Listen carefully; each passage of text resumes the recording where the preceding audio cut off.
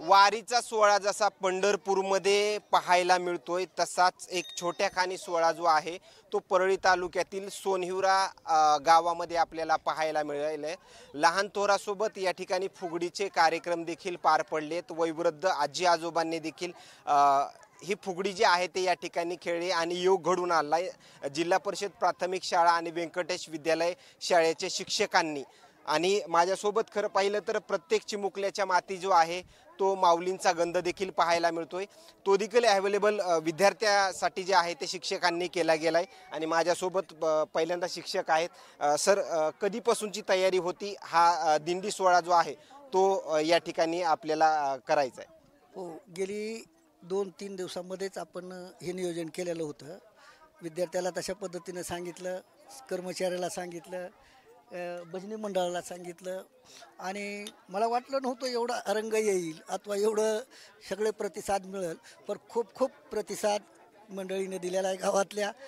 तुम्ही बी आलात, आम्ही सर्वजण कर्मचारी, महिला आणि हे विद्यार्थी सगळ्यामध्ये उत्साह आहे। काय या अगोदर देखील बरेच दिंडी सोहळे पार पडले असतील, मात्र ही वेगळी दिंडी पाहायला मिळाली गावामध्ये? हो, चांगल्या प्रकारे दिंडीचा कार्यक्रम झाला। काय किती वेळ लागला तुला हे सगळं तयार होण्यासाठी? 10-15 मिनिट।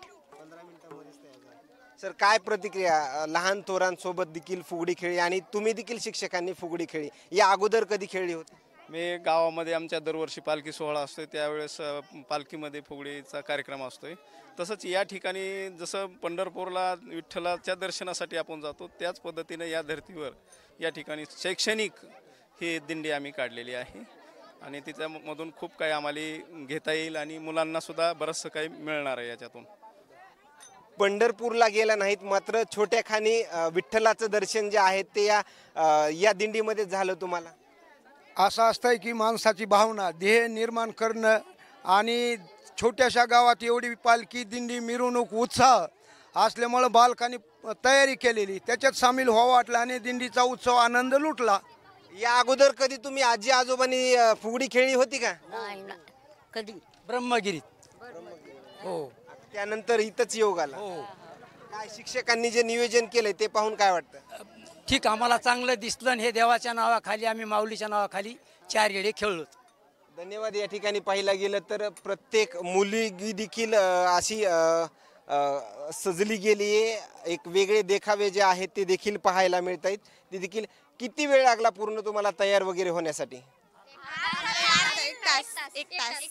काय वेगवेगळे कार्यक्रम तुमचे स्कूल डेचे वगैरे पार पडत असतात, मात्र या माऊलींच्या दिंडीमध्ये आपल्याला गावामध्ये हे करायची, दिंडीमध्ये आपल्याला मिरवणूक काढायची, त्यावेळेसच्या काय भावना होत्या? खूप छान, म्हणजे खूप छान वाटलं, भारी वाटलं, एकदम भारी। मॅडम मुळे झालं, आम्हाला खूप आनंद पण झाला आणि हे सगळं शक्य पण झालं, हे शक्य पण नव्हतं सर। मॅडम आणि सर्व शिक्षकांमुळेही झाला कार्यक्रम। खरं तर विठ्ठल रुक्मिणीची मूर्ती देखील या ठिकाणी पाहायला मिळते आणि या दरम्यान विद्यार्थ्यांच्या आलेल्या प्रतिक्रिया, मात्र सगळ्या शिक्षकांच्या माध्यमातून हे नियोजन जे आहे ते या सोनहिवरा गावामध्ये छोट्या खानी झालेलं आहे आणि या दरम्यान आलेल्या प्रतिक्रिया, मात्र शिक्षकांच्या प्रतिक्रिया आणि विद्यार्थ्यांच्या प्रतिक्रिया नेमकं काय सांगून जातात हे नक्कीच समजलं असेल। आणखीन काही नवीन अपडेट्स मिळतील का हे पाहणं तेवढंच महत्त्वाचं ठरणार आहे। कॅमेरामॅन सोबत सूरज मीडिया, बीड, परळी।